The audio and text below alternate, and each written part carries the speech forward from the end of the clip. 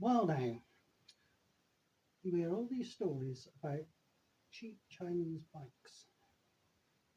They fall apart, they rust to pieces, and they should be avoided. I bought what some would regard as a cheap Chinese bike last August 2022. I have never even wiped a cloth over it. I stored it November time. All I did was throw an Oxford bike cover over it and gave it a quick wipe down with ACF 50, but didn't do anything special, just literally sprayed it on a cloth and wiped over all of the metal parts and bolt heads and things. And each month I've hooked up a battery charger to it, topped up the battery, then started the bike, let it warm up, haven't moved it, switched it off, pulled the cover back down, and left it for another month. It's now the 7th, is it, of April 2023. So the bike has been stuck out there on top of a Welsh mountain with nothing more than a bike cover over it all winter, and that has been in horrendous gales, torrential rain, and it rains a lot up here almost every day, and at times buried under anything between 2 and 4 inches of snow. So what I'm going to do is make this introduction and then go out there and pull the bike cover off, which I haven't done completely since November, and you can see whether this cheap Chinese bike has rusted away, no holds barred. You'll see what condition it's in. And while I'm here, people say cheap Chinese bikes. I've been riding bikes a long time. I can remember not so long ago when you could get a grey import Suzuki V-twin, and I think they were about £3.5 brand new. I bought 1200 Bandits for around five and a half brand new. Had a Triumph 1050. I think that was six and a half brand new. So all that's happened is the Japanese have put their, and Triumph and BMW have been adding little electronic gizmos to their bikes, which, because I do a lot of radio controlled modelling stuff, I know components cost pennies. All of these circuit boards and things that they stick in bikes, the LCD screens, whatever, they cost pennies to make, and yet they'll make you think you're buying something sci-fi and wonderful and charge you a fortune for it. It doesn't cost them anything to add that to the bike. So all I'm doing is buying people call them Chinese bikes. This one is a Benelli TRK 502. It's actually manufactured by one of the largest industrial companies in China, who also own some of the prestige car manufacturing processes. And because they took over the Benelli name, part of the deal was that they would use Benelli designers. Now, Benelli's in the past had a reputation for not being very reliable. So what the Chinese have done is used their industrial muscle, their manufacturing processes, and the Benelli designs, and built, as far as I can see, quality bikes. Runs flawlessly, never had any problems with it, smooth as silk, and absolutely covered in extras that would cost you probably another £1,000 on top of whatever Japanese bike you bought. The TRKs, they come, okay, I'm trying to remember the whole list. You've got built-in switches on the handlebars so that you can just plug in spotlights or heated grips. They come with a USB built into the inner fairing, and I've further modified mine by putting a Y lead on there and running a dual socket up behind the windscreen to plug the sat nav in. What else have we got? A rear rack. There is a lot of detail. I mean, the fuel injected there. The fueling on them is absolutely spot on, perfect. They come with Pirelli Angel tyres on, and they are the most stable bike and most comfortable bike I've ever ridden. Parts are as cheap as chips. And bearing in mind, a bike seat is a bike seat. How can they charge, I think it was £35–40 off AliExpress for the lowered seat? You try buying a Triumph for BMW lowered seat for 35 quid. All the other parts are cheap as well, and you can get them off AliExpress. They're here in a week or whatever. It's a no-brainer. You're paying for the name for the European and Japanese bikes now, and if you cast your mind back, £6,000 for a bike would have been a lot of money not long ago.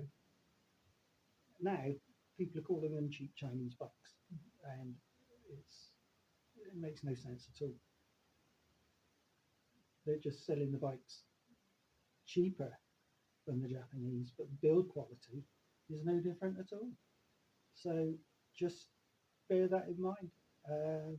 If you're looking for a nice comfy bike, they're 500, 47 bhp, A2 license, and they are just amazing bikes.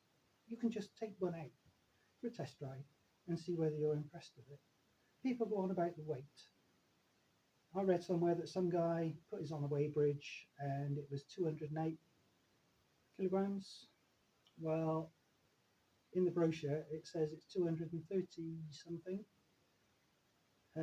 They've misprinted the weight.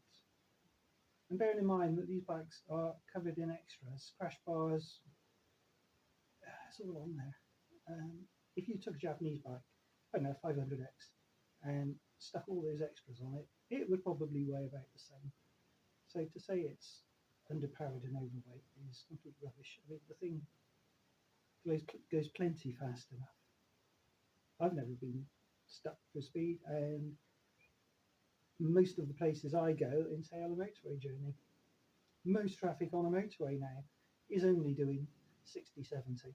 So if it's doing 60, 70 in the outside lane, you can't overtake anything anyway. And most back roads now have got 50-mile-an-hour speed limits on them. Right, that's the disc lock off. Let's reveal the bike.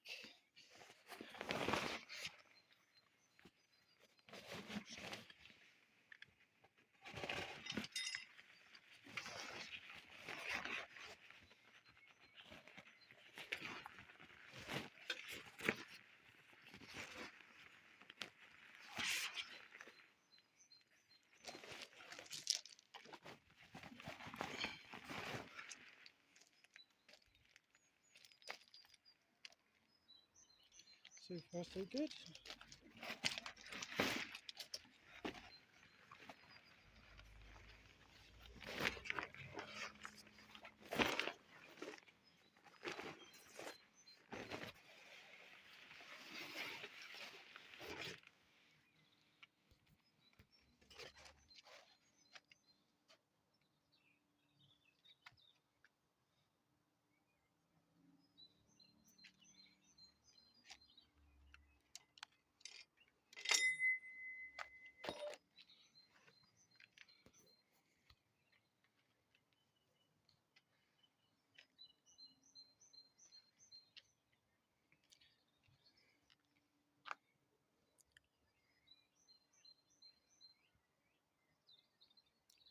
All seems so clean and sparkly. No trick photography, got nothing to hide.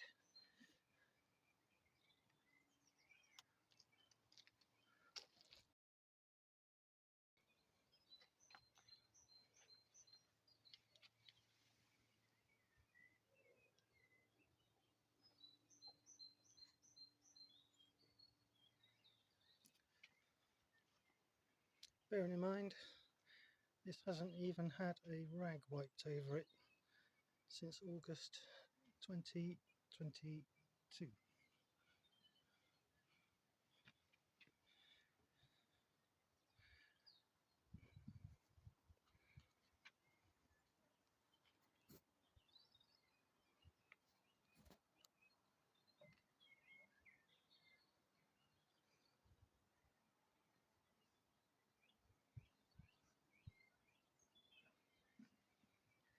And of course these come with something called a B box, which is a built-in tracker.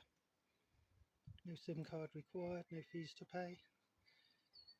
Just download the app onto the phone and it will track all of your journeys and even show you a nice 3D map of where you went.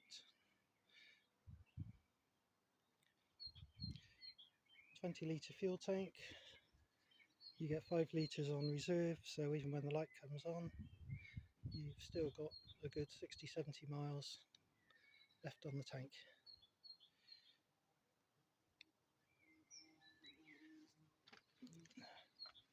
Being attacked by a bee now, but never mind.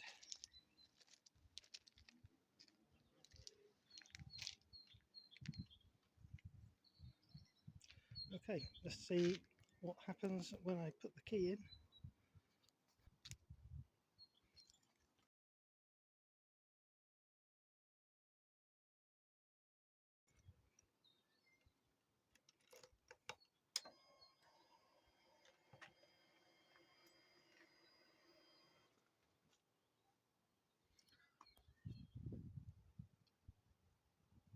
We've got 12 volts left on the battery.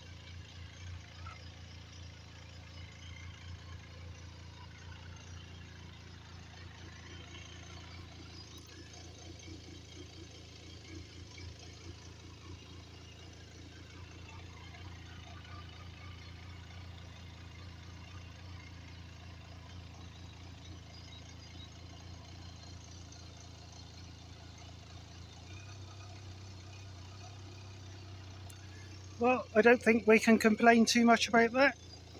I will actually wash it and put a coat of wax on it now, and I